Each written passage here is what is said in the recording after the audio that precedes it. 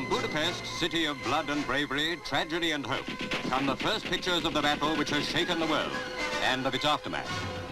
Here, in a few fierce days, the post-war drama of Eastern Europe reached its climax. Tanks fought against civilians, and army against secret police, where a few days ago, all had seemed quiet on the surface.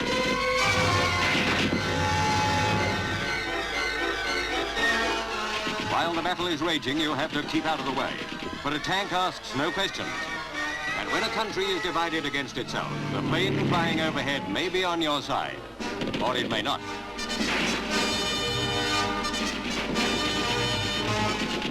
For many days, the fighting continues with now the government, now the insurgents gaining the upper hand. Running battles move from street to street. But as the toll of dead and wounded grows heavier, it becomes clear that the rebels must win, for they have the great mass of people behind them. Desperately, Ivry-Naj's government seeks a way out. A few days ago, it had asked the Russians to help. Now it begs them to leave. But some of the Soviet tanks will never leave, for they have been captured or destroyed by the insurgents they were ordered to quell.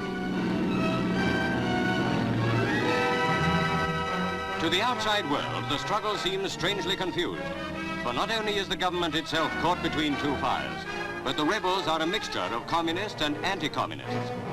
But one overriding desire unites the rebel forces, whatever their politics, the desire to get rid of the Russians and to work out their own destiny as a nation.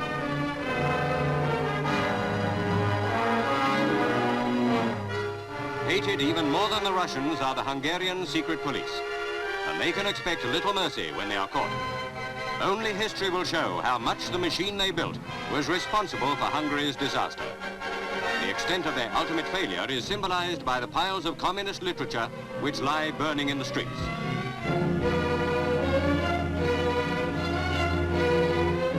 The fighting is dying down. The symbols of a discredited regime are being torn from public buildings. What will emerge from the conflicts, no one can yet say. But it'll be Hungarian and not Russian. Meanwhile, from wrecked hospitals to ruined homes, there is a terrible destruction to be cleared away. The scars of a week of horror.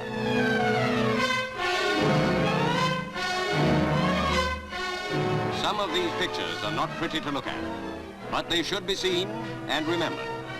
In these streets, men, women, and children died for their freedom as a nation.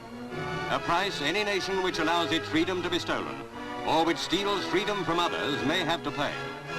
A lesson which no country is exempt from learning, but which it is better to learn in time. Who can say the Battle of Budapest is over? The rising has triumphed. Will its demands be met? If a new and better Hungary is born, the fighting will not have been in vain.